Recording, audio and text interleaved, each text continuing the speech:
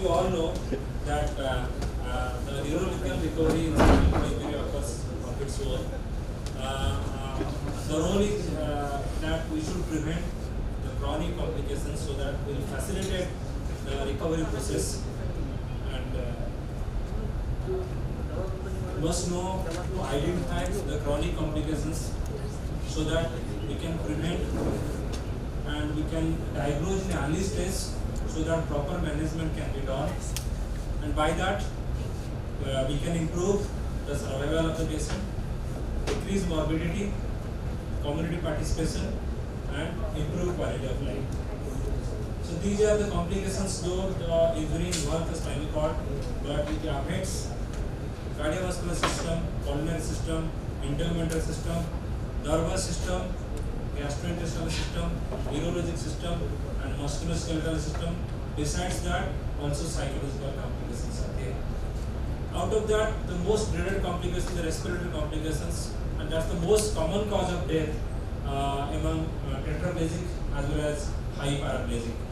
71.2% of these cases being because of pneumonia or atelectasis. It's because of weak and paralyzed muscles of inspiration that leads to reduced ventilation of the lungs, thereby decreased vital capacity, decreased post-expiratory volume, and inadequate or absent strength of coughing muscles makes it difficult to clear the secretions, thereby producing mucus plug which blocks the bronchioles, alveoli, and this inability to clear secretion results in atelectasis and pneumonia. So it depends upon the level of injury. The level is very high, around C1 to C3, where the diaphragm is also paralyzed. So the patient solely depends on the muscles like supplied by the cranial nerves, that is sternocleidomastoid muscles like that. So our objective is to facilitate strengthen those accessory group of muscles. Nebulizations along with bronchodilators and saline water which liquidates the mucus plug. Besides that, suctioning, positioning, postural drainage, chest percussion and vibration, respiratory strengthening exercises helps in that. In high tetraplegic level C1 to C3, where all the muscles are paralyzed, their glossopharyngeal breathings like mouth breathing sometimes helps, and other therapeutic procedures to be required are the strengthening of the diaphragm, assisted coughing, blowing or whistling, inflation of the balloon, and use of the abdominal binder to support the diaphragm. Sometimes this high tetraplegics functional electrical stimulation to diaphragm is required. Next system involved is the cardiovascular system. The prominent complications of cardiovascular systems are orthostatic hypotension, autonomic dysreflexia, both the conditions already explained by previous speakers, impaired cardiovascular reflexes, reduced transmission of cardiac pain, loss of reflex cardiac acceleration, cardiac atrophy with tetraplegia, like that. Since the patients are confined to bed, so cardiac load is decreased, so the function of left ventricle is less. So in long run, they have a loss of left ventricular mass and overall cardiac atrophy. Postural hypertension, one of the common complications are coming under the cardiovascular complications. When we call it as a postural hypertension, when there is a decrease in systolic blood pressure of 20 mm mercury or more, or diastolic blood pressure of 10 or 10 mm mercury or more, when assuming an erect or vertical position from supine position or sitting to standing position. It is more common in case of incomplete spinal cord injury, especially high thoracic, and 21% of cervical cord injury. The main cause being because of loss of reflex vasoconstriction as well as lack of muscle tone, causing peripheral venous and splanchnic blood pooling because of this vasodilation. So blood pool is the peripheral aspect, so that leads to reduced cerebral blood flow, decreased venous return to the heart, decreased cardiac output, light, and that present with lightheadedness, dizziness or fainting, sweating, headache, and sometimes syncopal attacks. So the main management theme is that to adopt the cardiovascular system gradually by a slow progression to the vertical position. To start with, elevate the bed end bed inside by using a semi-forward bed. Then gradually when the patient shifted to wheelchair, use reclining wheelchair with elevated leg rest. Then subsequently one can use tilt table. Other methods of preventing this orthostatic hypotension is by using compressive stocking and abdominal binders so that the peripheral blood pooling can be prevented, and adequate hydration is essential. Sometimes therapeutic methods like drugs can be used like ephedrine and fludrocortisone. Autonomic dysreflexia already extensively described by my previous speaker. I don't think I should repeat these things. So basically it is imbalance between our autonomic nervous system between parasympathetic overactivity and sympathetic overactivity. The parasympathetic overactivity is above the lesion and sympathetic activity is below the lesion. So these are the list of triggering factors. Out of that, distended bladder and bowel is the most common cause of autonomic dysreflexia, and others are pressure sores, spasticity, use of any tight garments. These things should be looked for because this is the first line of management. One should look for that any triggering factors are there or not. So patient must be well educated that there is a possibility of emergency, medical emergency, that what are the features of this autonomic dysreflexia, that must be well explained to the patient as well as the caregivers. And if at all you are facing any make upright position to take advantage of any orthostatic reduction of blood pressure, loosen tight clothing or constrictive devices if at all there. Look for any triggering factors, regulates blood pressure and heart rate. If it is not controlled by your methods, the drugs can be used, and in emergency situation you can use sublingual nitroglycerin. So, and one more thing one should look for whenever you are suspecting in case of high thoracic paraplegia or tetraplegia, always try to use some form of lignocaine, like 2% lidocaine for catheterization or inserting NG tube or digital evacuation of the bowel, the stool. So all the times try to use a local anesthetic to prevent AD in suspected cases. Pressure sore is another important complications in spinal cord injury patients. In acute spinal cord injury, the commonest site is the sacrum, whereas in chronic spinal cord injury, the commonest site is ischium, is around 31%. Next common site is the trochanter, then sacrum. The prevention of ulcer is better than cure always. So always you should look for any predisposing factors like immobility, spasticity, or incontinence that should be taken care of. And the daily inspection of skin should be done, and the rehab nurse, the caregivers, and the ward boys, everybody should be aware about the features of onset of pressure sore. And posture change should be advised every 2 to 4 hours in lying position and every half an hour in sitting position. And if possible, the bed mattress should be changed. If the patient can afford, a programmable mattress can be used. Then wheelchair cushion should be advised as per the previous lecture already explained about that, minimum 4 inch, and air fluid mattress. These air fluid cushions are always better, and bed linens should be kept dry and free of creases, and skin hygiene is utmost importance. Other pressure relief methods in case of, see that the upper picture is a case of a lower paraplegia of elbow level in the stream. He develops grade 4 ischial pressure source. It's because of that patient is not well aware about the changing the pressure position. So patient must be taught about how to relieve of pressure on wheelchair. And tetraplegic like push up or side to side, forward bending, tilt back, all these things should be explained to the patient to prevent pressure ulcer over the ischial area. So doing surgery or doing flap surgery is not good enough. So patient should be well informed about the cause of pressure sore, cause of recurrence of pressure sore, so that after surgery a treatment or the treatment is successful.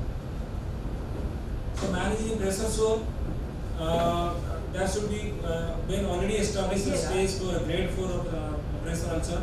So appropriate wound care should be done. It should be debrided. The necrotic tissue should be debrided first, and nutrition should be optimized. The release of pressure should be advised, and minimization of muscle spasticity. So these things should be taken care of before going for any surgical closure of the pressure sore.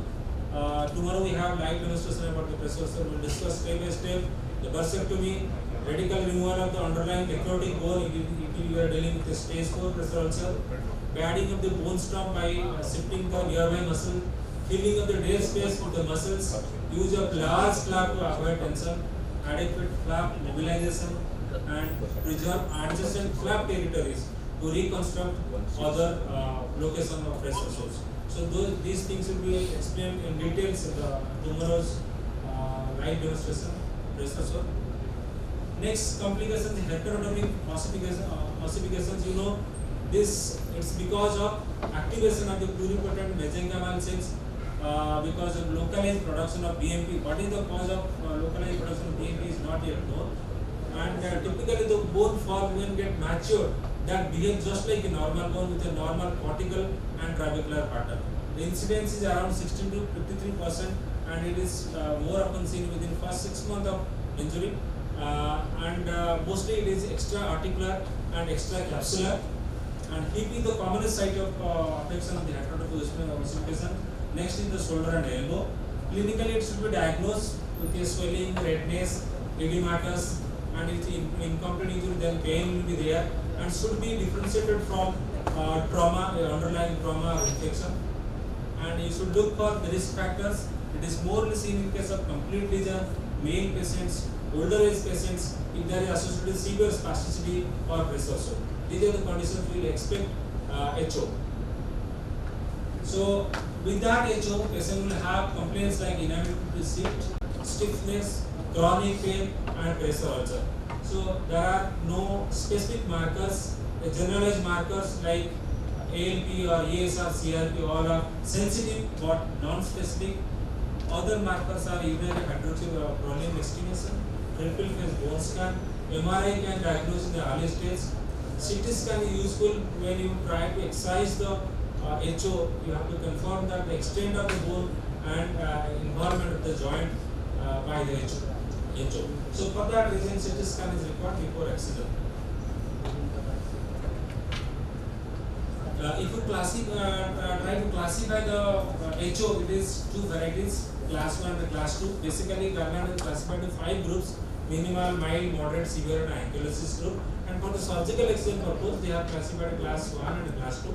Class 1 is radiographic progression of HO and elevated ALP for 5 to 6 months, followed by HO become inert. In class 2, this activity persists beyond the 6-month period, and these cases may be required surgery in future. Management wise, the primary aim is to maintain the limbs in anatomical position so that the patient can be functional in future. And for that, range of movement exercise will be continued, though there are hypotheses that severe stretching or vigorous stretching can further enhances HO, but still one can go for passive range of motion or active assisted range of motion or active range of motion. Muscle strengthening exercise will continue. Avoid vigorous stretching exercises, and drugs as far as concerned is indomethacin the best drug, and besides that bisphosphonates can be used out of that. Etrodonate sodium is the best drug out of all bisphosphonates.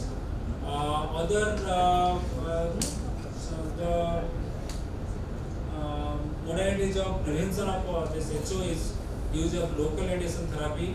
Surgical resection is reserved to last, because unless it is not well matured, if you excise it, there is further chance of HO formation. Neurogenic bladder, already explained by previous speakers. Still I will just go through quickly that can be divided into 4 types of bladder. One group is hyperreflexive detrusor with R-reflexive sphincter. Second, R-reflexive detrusor with increased resistance of the sphincter. Third group is both hyperreflexia of the detrusor and sphincter. And the fourth one is detrusor and sphincter R-reflexia. That leads to stress incontinence. Out of that, the most dangerous pattern is the third variety, that is simultaneous hyperreflexia of the detrusors as well as sphincter. So there are a lot of complications related to this.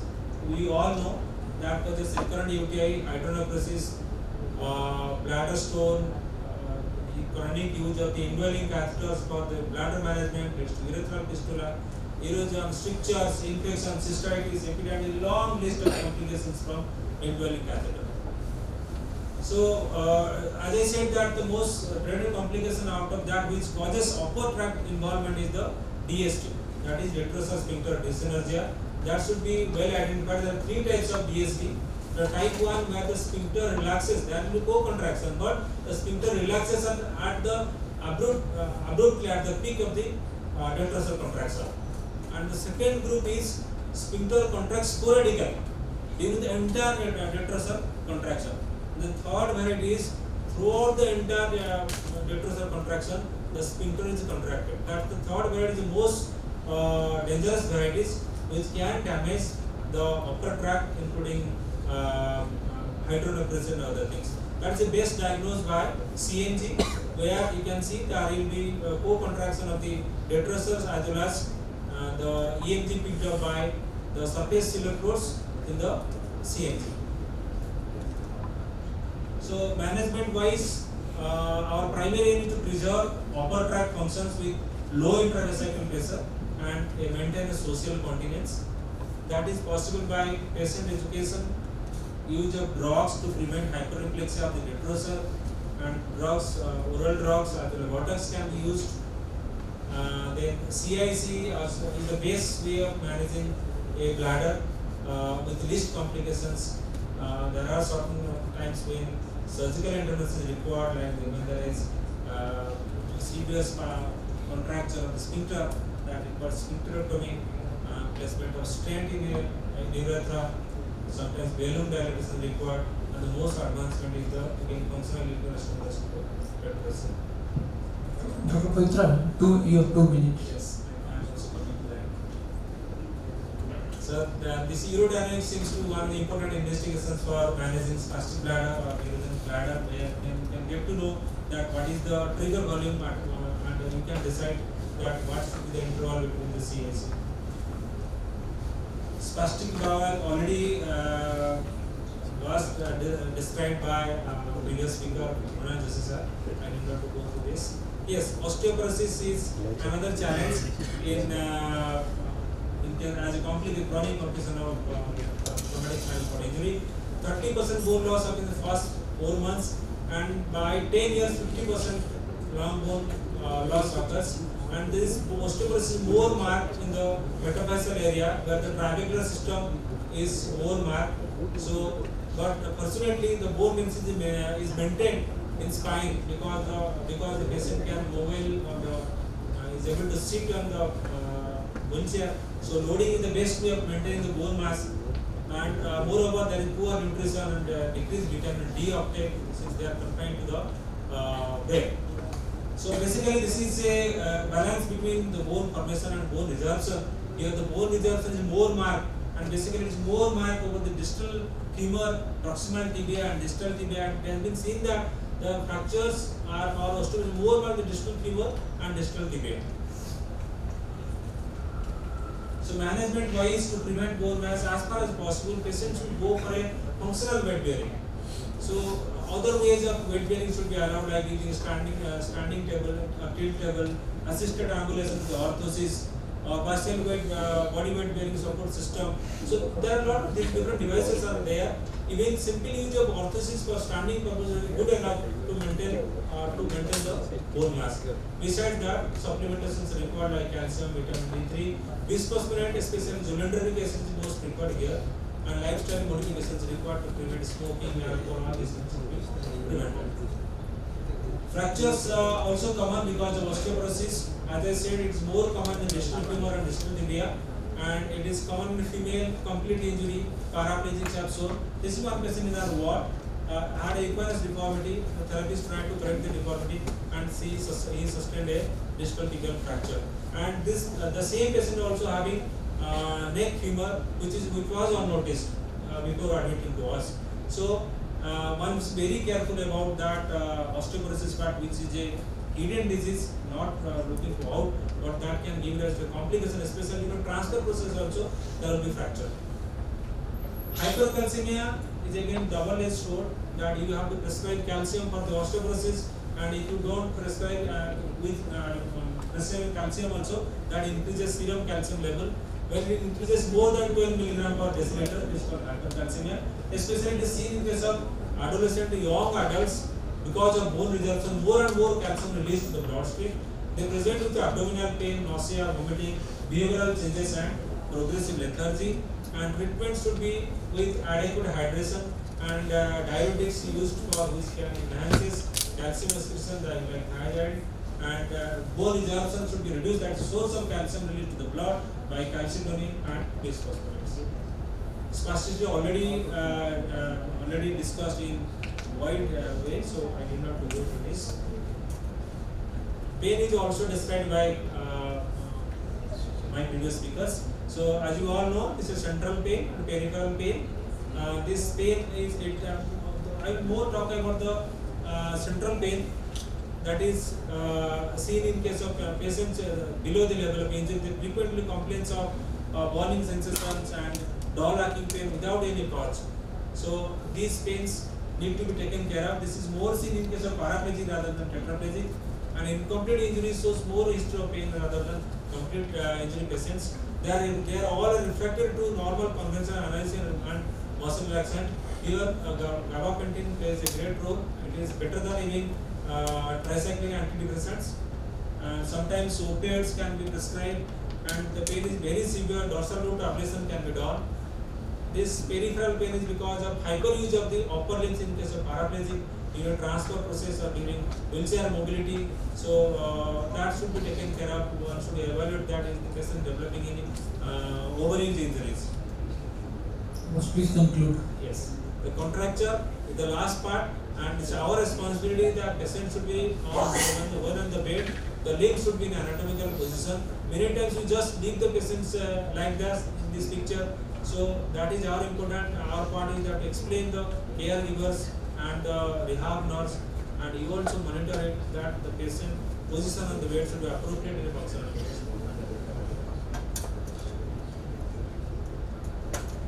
Psychological complications, yes, they develop depression, anxiety, post-traumatic stress disorders. That should be taken care of. We should treat the patient with a proper counseling.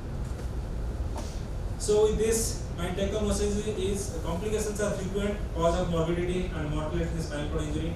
It leads to increased rate of rehospitalization, loss of employability, and decrease of quality of life. Prevention and early identification of the chronic complication is the key to success in spinal cord injury rehabilitation. Thank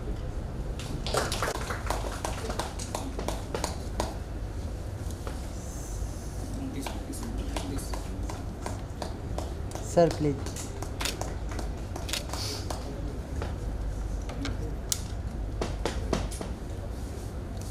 है तुम्हारा वहाँ?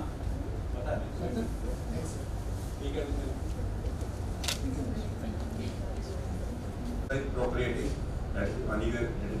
Other than that, pleasure and spinal cord injury patient, like they don't even think that this is we will ask when we will go in clinic, what is it? Walking and function, but sexual thing mostly nobody used to talk or not like to talk.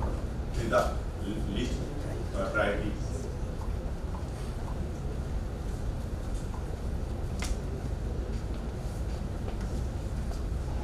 So, brief intro. Sexuality is an important part of life, and sexuality are important for patients who are spinal cord injury also. And research has emphasized promoting a maintenance of positive sexuality beyond the reproductive age. And so, Rehabilitation specialists have now a number of tools available to assist their patients in improving their sexual satisfaction. The systemic approach to working with patients with spinal cord injury to improve their sexual functioning response is presented here. So, what are the guidelines to promote sexual stability after spinal cord injury? First is communicate, ask about sexual and medical issues before illness, refer it appropriate, consider partner, cultural and psychological issues, perform physical and neurological exams with specialists include T11 and L2, T11 to L2 segment and ST2 S5 segment, because they are the major way this nerve ending the supplies are there in this.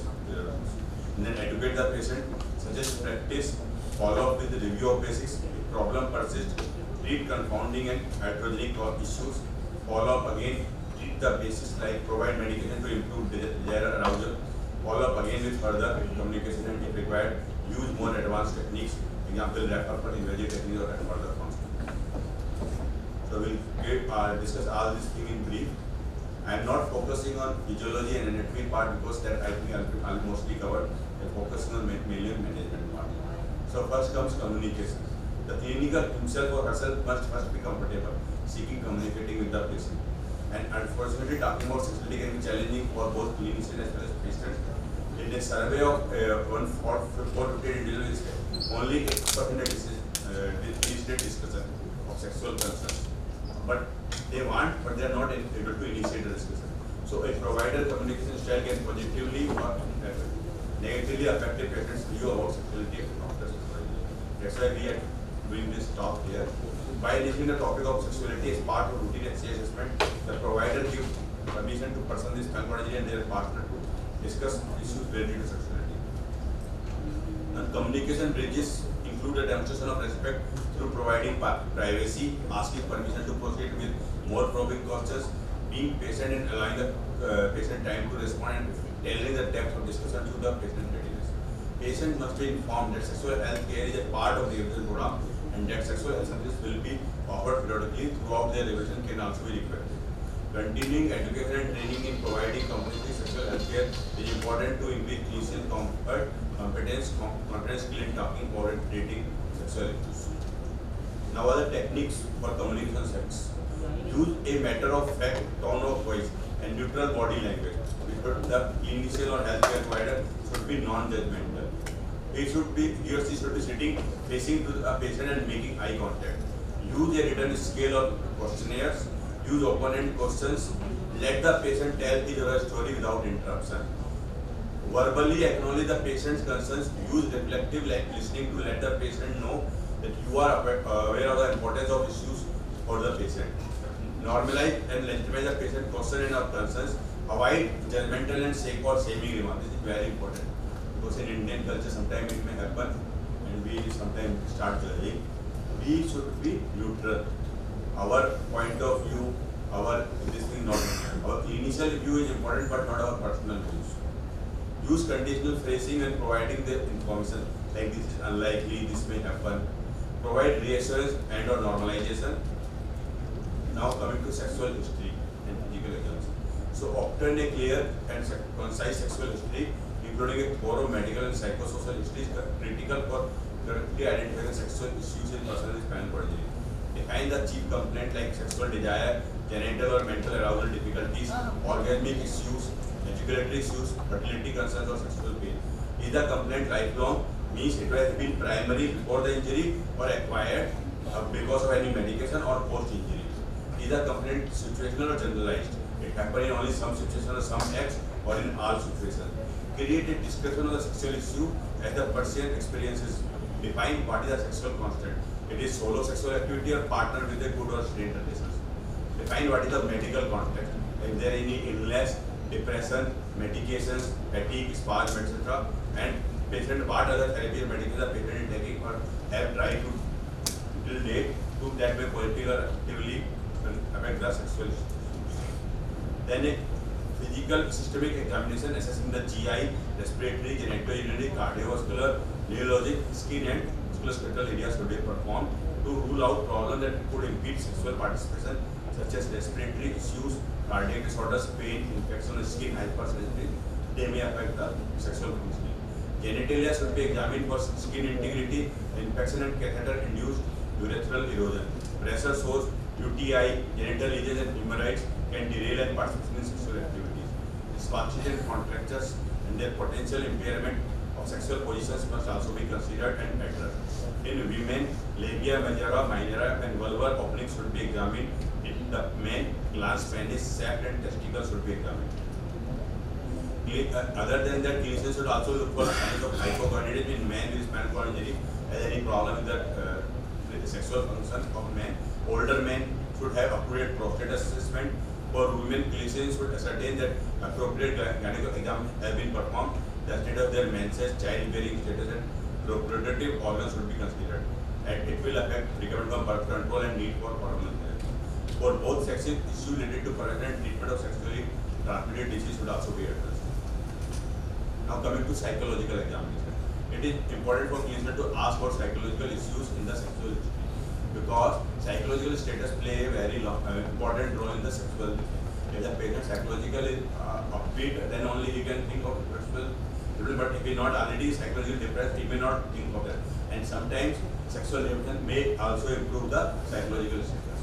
Issues that were present prior to the injury that are related to previous relationship, sexual preferences, abuse, partner issues, gender, orientation, cultural, religious issues are especially important when discussing sexuality. Few pertinent questions should be asked. How would you describe your sexuality pre-injury and post-injury? History of sexual abuse or physical abuse. How does your current sexual interest, function, response, and expression compare to your past experience? How can you rate yourself as a lovable and capable sexual partner? Describe a typical situation, what you have experienced, any particular problem the patient himself or herself is focusing on. How do you feel about your diminished loss of sensation, either overall or especially in genitalia, feeling on loss of orgasm, inability to ejaculate, incontinence? How much of a concern it is for you and for your partner or in finding a partner? To what extent do you believe that there is hope for sexual future and how would you like to start? Now coming to the neurological examination and the impact on arousal and hormone assessment with the spinal international standards for neurological classification of spinal cord ACI scale is important. Based upon this examination, the clinical can document the level of injury. Special attention should be given to degree of remaining sensory function in T11 to L2 dermatome. The greater the preservation of sensation in this area, the more the client can be counseled to explore and pursue psychological level. The ISNS-I requires a practical examination to identify deep, anal and S4, S5 surface sensation and to determine whether there is a voluntary contraction of the erectile sphincter. Examine the performance of BCR. It is also, this is actually very important, BCR, and whether this sacral reflex is present or absent. But it is whether there future potential can be fed on this or this. Retention of erection and lubrication ability in response to manual stimulation is related to presence of reflex function in this area. Persons with complete L11 injury affecting their sacral cord were significantly less likely to experience orgasm as compared to persons with all other levels and degrees of spinal cord. Then clinical document the anatomic diagnosis whether the spinal cord injury is supraconal, conal or quadripina. Clinician also record potential psychological critical with 0 with no function, 1 with impaired and 2 being normal. The clinician should also record a potential for reflex genital arousal utilizing a similar numerical approach. The patient is then asked for their perception organ and whether it is intact, impaired or absent.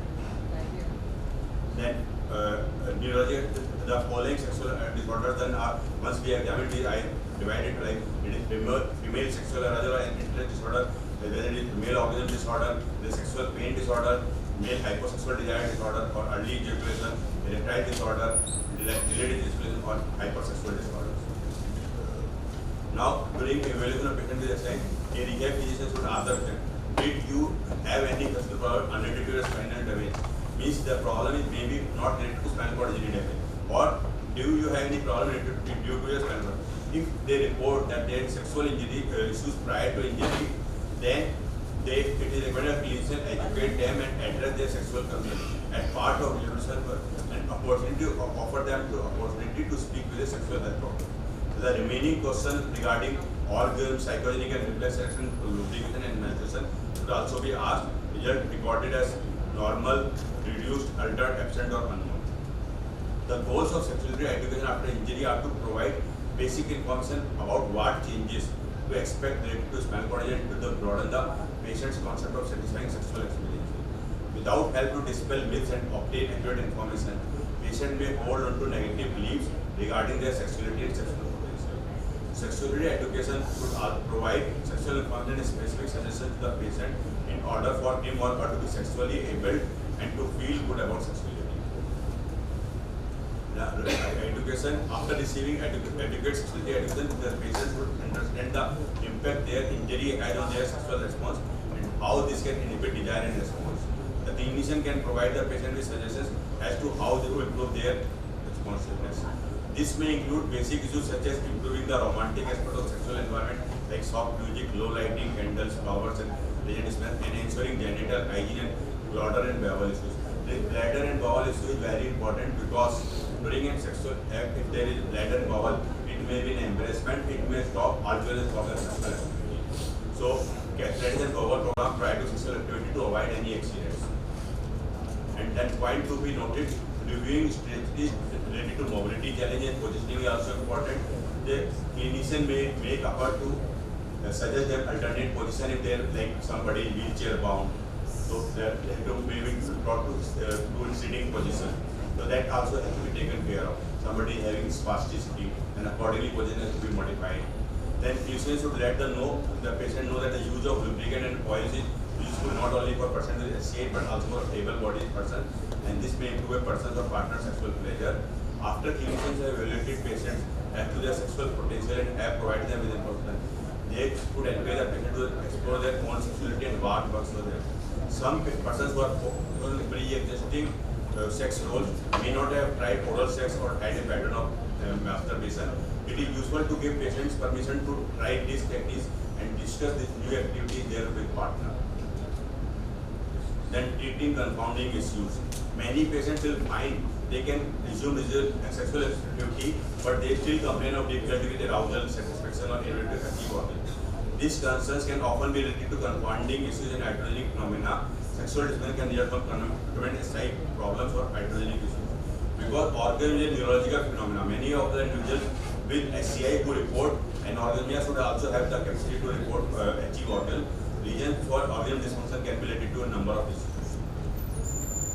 And pre-existing psychological, medical issues and psychological, medical iatrogenic issues that have occurred concomitant or subsequent to the injury may be the source of orgasm dysfunction as opposed to the injury itself. Incontinence can cause practical interference to either bladder or bowel and anxiety with sexual issues. Spasticity may lead to contractures and cause difficulty with obtaining access to the genitals during sexual activity. In such conditions, the patient may be may not be first spasticity manages anti-spastic medication, and otherwise different positions can also be taken. Then pressure source from friction or prolonged pressure to the skin during sexual activity can be determined to sexual freedom and can be cause of autonomic dyspraxia. Patients they commonly play on multiple medications during their initial hospital stage, and they continuing them long for discharge. Many of these medications may have sexual side effects. If patients are on medications with sexual side effects, clinicians speak to them that regarding the timing of their sexual activities and potentially about reducing a dose of their medicine.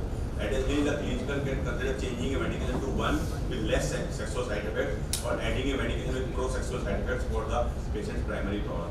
For instance, in a person with pre-existing hypertension who are on beta blockers, the impact of spinal cord injury is likely to lower their blood pressure. Therefore, changing their medication to clonidine may be a way to eliminate the sexual side effect of the beta blocker with the added benefit of decreasing spasticity. Then occurrence of genital organ has been shown to take significantly longer in persons with SCI than in able-bodied persons. The persons with SCI should be counseled that masturbation to organ may take longer and feel different. Moreover, they may not feel anything at all if they have lost all their genital senses. However, masturbation may still trigger orgasm if given enough time. The patient must focus on the sensation and responses he or she does have and not get distracted by negative sexual thoughts, what is not the case. Then, additionally, as it is unlikely that persons with complete element injuries affecting their sacral spinal segments will experience genital orgasm, it is helpful to educate them orgasm through fantasy or through non-genital exploration, so it is little difficult. It is recommended that once confounding issues are addressed, clinical give the patient the opportunity to again explore their sexuality. Clinicians should emphasize the fact that addition to sexual changes after SCI takes time, and that with experience the patient will learn more about how their body responds and become more comfortable in new sexuality. The medications and other non-emergent factors treat sexual dysfunction. After iatrogenic and confounding factors have been addressed, the clinician should begin basic medical therapy to treat sexual dysfunction. A number of medications can be utilized to improve various aspects of sexual function in women who have vaginal or vulvar atrophy and vaginal dryness due to estrogen deficiency. Vaginal estrogens can help maintain healthy genital tissues. Phosphodiesterase inhibitor like can augment genital arousal responses, and they have been shown to very effective in treating erectile dysfunction in men with spinal injury. For men with low testosterone, replacement to physiological level is safe and important in reducing sexual and physical effects of hypogonadism. For women with low testosterone, specifically related to loss of ovarian function, use of off-label testosterone can be considered as a way to improve their interest in sex and potentially orgasmic capacity. Feminicide can be given to menopausal women who don't drink alcohol and have hyposexual desire, and fosamaphine can be utilized in postmenopausal women with dyspareunia. Then prescription of other devices such as penile rings, vacuum suction devices to improve erectile capacity, and clitoral vacuum suction devices to improve orgasm dysfunction can also be considered non-invasive ways to mediate sexual concern, but with adequate use.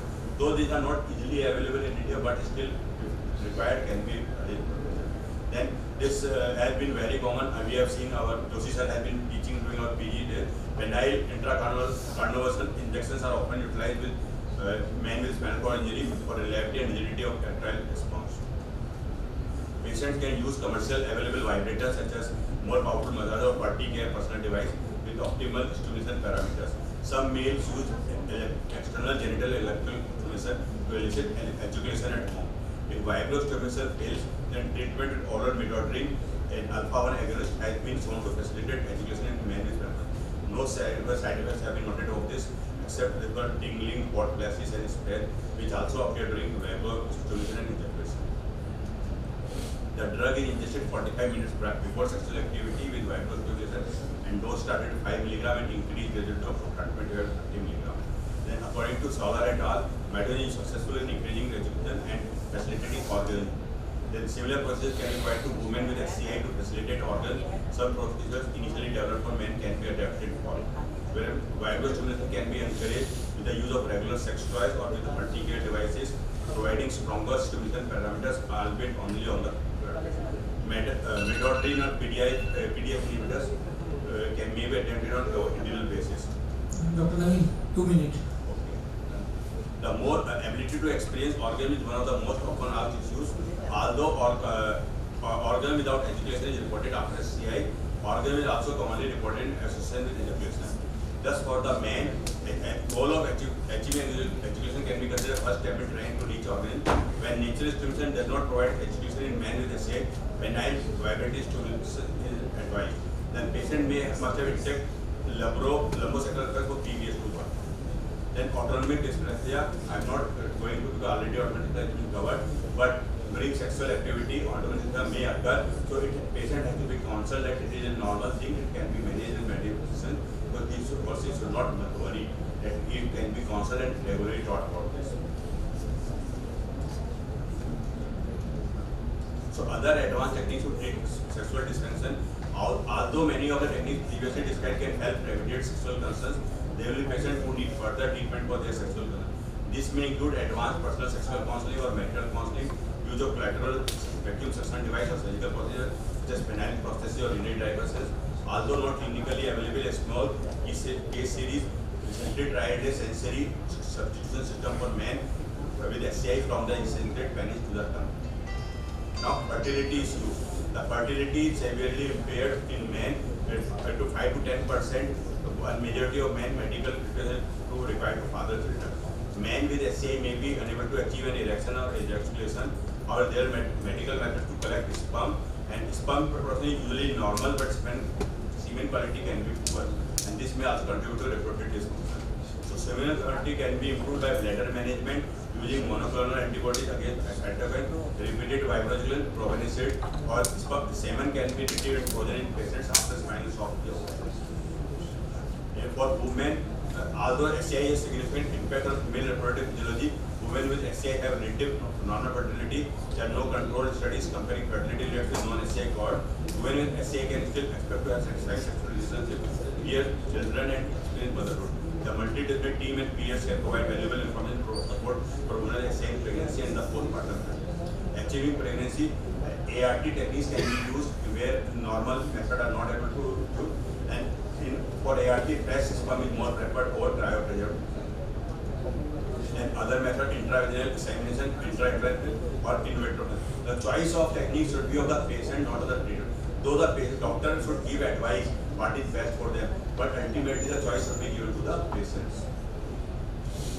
Now pregnancy, women with SCI can carry a child safely. They are not much thing, though they may be admitted if required under high risk pregnancy, but it is still manageable. Now this, when I was searching for literature, I have given that one book also to Dr. Sanjay. I hope he will pass on to you, Sexual Prevention of the Pregnancy. So I found this very interesting, this thing. So usually our conventional this is step by letter, like we start touching, kissing, light petting, and orgasm is like this. But what they are recommending, it should be open-ended sex. Any activity should be considered satisfactory, like if it is cuddling, erotic, because spinal cord injury patient may have some impaired this, so they may not be able to achieve full, but whatever they have to consider, this is also part of sexual activity, this is also some achievement. And conclusion, the prospects for resuming a satisfying sex life after SCI continue to improve. Regardless of the technique chosen by the professional, it is important the patients be treated with respect for their values, sexual preferences, and interest or a lack thereof in remaining sexually active. It is most important that clinicians be optimistic with patients regarding their sexual potential. So because of the psychological aspect of sexuality, clinicians can cause undue harm by making statements such as give up on sex, sex is dead, forget having children, or just give it time. Especially when the options provided here are not offered. So it is important to not add to the patient potential distress related to their sexuality, and that they continue to assess patients who request treatment of their sexual concerns and refer the patient to qualified partner if required. So just one last slide. When I was going again through literature, I found that in India also there is a center. I don't know if anybody have idea about this. So this was available in international literature. International Sexual Dysfunction Centers or Women Sexuality Program in or and somebody knows. Sorry, I don't know. I came to know when I was reading. Thank you.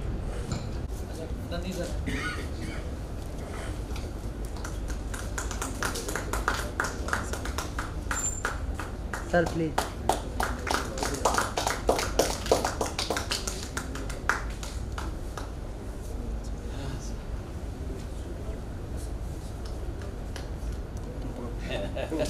सही है यार, सही है, सही है।